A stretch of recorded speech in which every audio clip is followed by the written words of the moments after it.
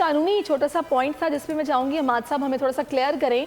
ये आज गौहर खान साहब ने प्रेस कॉन्फ्रेंस की जिसमें उन्होंने कहा कि मजलिस वहदतुल मुस्लिमीन जो है वो जमात कल भी पीटीआई थी, आज भी पीटीआई है। तो वो जो सिंबल का एक इशू है वो शायद उसके या पार्लियामेंट्री जमात होने का उसको रिजॉल्व करने के लिए शायद ये बात की गई। दूसरा जो रिजर्व सीट्स का मामला है उस पर बताइएगा कानून क्या कहता है, फिर क्या होगा, किसको मिलेंगी ये रिजर्व सीट्स? अगर ये आपस में जम या मिल भी जाते हैं, कुछ ऐसा हो जाता है तो क्या होगा ये आज़ाद कैंडिडेट्स? जी शुक्रिया।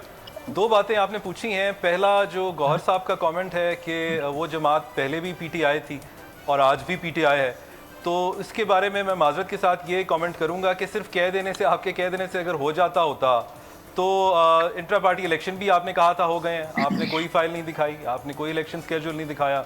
आपने ये भी कहा था कि अकबर शेर बाबर साहब जो हैं वो हमारे मेंबर नहीं है, उसके लिए भी आपने कोई चीज़ नहीं दिखाई। अगर इसी तरीके को हमने, इसी रविश को अपनाना है और आगे इसी चीज़ को लेकर चलना है तो ये हाउस ऑफ कार्ड्स की तरह हमारी बाकी सारे plan A B C D और जेड तक जो हैं वो सारे ज़मीन बोस होते नजर आएंगे। इसके बारे में कानून बड़ा क्लियर है कि जब आपने या तो उस पार्टी के साथ कोई इत्तेहाद इलेक्शन से पहले कर लिया है और आप उसकी इलेक्शन सिंबल के ऊपर कंटेस्ट कर रहे हैं और उनके ही कैंडिडेट्स के लिए सर्टिफिकेट्स लगाए गए हैं, तब तो आप ये बात कह सकते थे।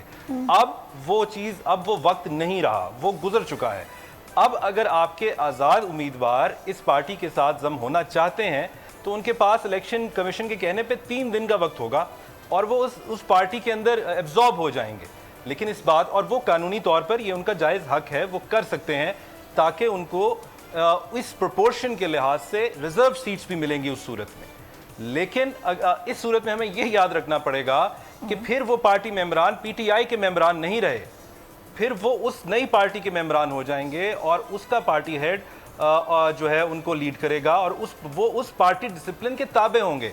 यानी कि फॉर द कमिंग 5 years अगर ये असेंबली अपनी मुद्दत पूरी करती है तो वो मेंबरान आपके पीटीआई के नहीं होंगे, पीटीआई की रिप्रेजेंटेशन नहीं काउंट होगी। सही, और रिजर्व सीट्स भी उसी जमात को मिलेंगी, पीटीआई को नहीं मिलेंगी, जाहिर है। लेकिन पीटीआई के कैंडिडेट्स की वजह से, विनिंग कैंडिडेट्स की वजह से जो उनका नंबर इंक्रीज होगा वो जरूर कंसिडर होगा, ठीक है, और वो उनके लिए हेल्पफुल हो सकता है। इसमें एक सवाल है मेरा आपसे कि जो आप बता रहे हैं कि विनिंग कैंडिडेट्स जो हैं वो उसमें उस पार्टी का नंबर इंक्रीज़ होगा, तो ये लिस्ट तो इलेक्शन से पहले चली जाती है रिजर्व सीट्स की, जिसमें प्रायोरिटी वाइज बन जाती है। तो क्या लेट्स से अगर XYZ पार्टी को ये सारे आज़ाद उम्मीदवार ज्वाइन करते हैं और उसने जो पहले से लिस्ट दी हुई थी उसी लिस्ट को जो है विनर करार दिया जाएगा, या पीटीआई ने जो अपनी लिस्ट दी थी उसमें से भी कैंडिडेट शामिल हो सकेंगे? सर अगर तो नंबर कम थे उनके पास उनकी उस लिस्ट में, और अब उनकी क्योंकि तादाद बढ़ गई है तो उनको रिजर्व सीट्स जो उनको पहले मुतवक्को थी उससे ज़्यादा हो सकती हैं। तो यानी मिक्स भी हो सकते हैं। हाल में ये 3 दिन का वक्त इसीलिए दिया गया है कि आप अपने कैंडिडेट्स दोबारा आप रिकाउंट कर लीजिए कि विनिंग सीट्स कितनी है, ताकि आपके रिजर्व सीट्स की जो लिस्ट है अगर उसको रिवाइज करने की जरूरत है तो कर सकें। सही, अच्छा, इसका मतलब ये हुआ कि ये जो ये MWM है ये भी कर सकती है कि कुछ इनके अपने होंगे और कुछ ये जो नई जमात के लोग जो आज़ाद कैंडिडेट्स हैं उनमें से भी कुछ को इन 3 दिनों में आगे रिकमेंड कर सकती है कि भी इनको भी दी जा सकती है, ऐसा ही है ना?